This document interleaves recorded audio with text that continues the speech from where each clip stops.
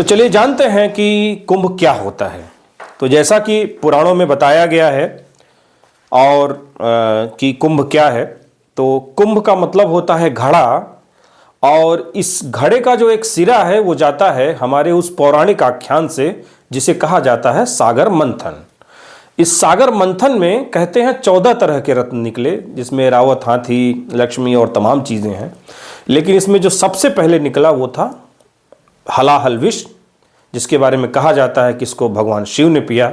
और जो सबसे आखिरी चीज़ निकली थी वो था अमृत, और वो अमृत जिस घड़े में निकला उसी को कुंभ कहा जाता है। तो कथा ये है कि जब ये समुद्र मंथन के द्वारा ये अमृत निकलता है घड़े में, तो इस अमृत को लेकर के देवताओं और असुरों के बीच छीना झपटी होती है।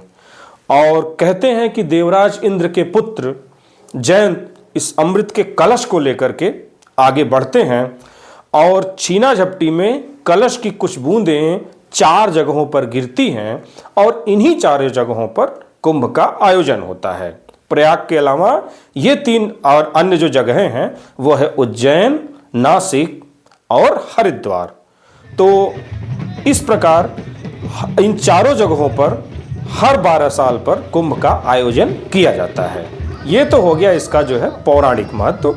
आखिर कुंभ क्या है, अब हम जानते हैं कि आखिर इसका जो ऐतिहासिक महत्व है, इतिहास में कहाँ कहाँ दर्ज है और इसके इतिहास में निशान कहाँ कहाँ मिलते हैं। अब हम लोग इस पर बात करते हैं।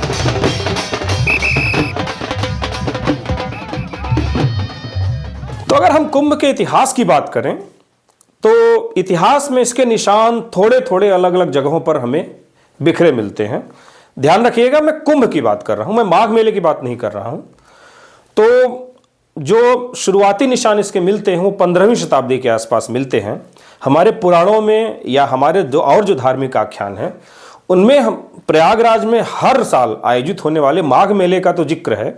जैसे तुलसी बाबा अपने रामचरितमानस में जो 15वीं शताब्दी के आसपास लिखा गया माना जाता है, उसमें कहते हैं कि माघ मकर गति रविपति होई, तीर्थपति आव सब कोई। जिसका मतलब होता है कि जब सूर्य जो है वो मकर राशि में प्रवेश करते हैं उस समय तीर्थपति यानी तीर्थराज प्रयाग में बहुत सारे लोग आते हैं।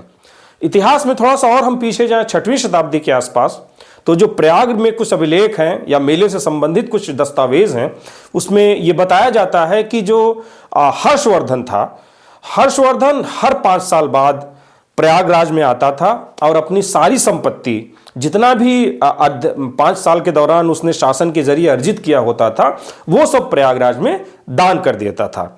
आप अगर कभी भी प्रयागराज के कुंभ में जाएंगे तो कुंभ में प्रवेश से ठीक पहले आपको हर्षवर्धन की एक तस्वीर मिलेगी। उस तस्वीर को हर्षवर्धन चौराहे, मूर्ति है, माफ करिएगा, तस्वीर नहीं मूर्ति है, और उस मूर्ति को हर्षवर्धन चौराहे के नाम से जाना जाता है, जो माघ मेले में परेड ग्राउंड के ठीक बगल में है।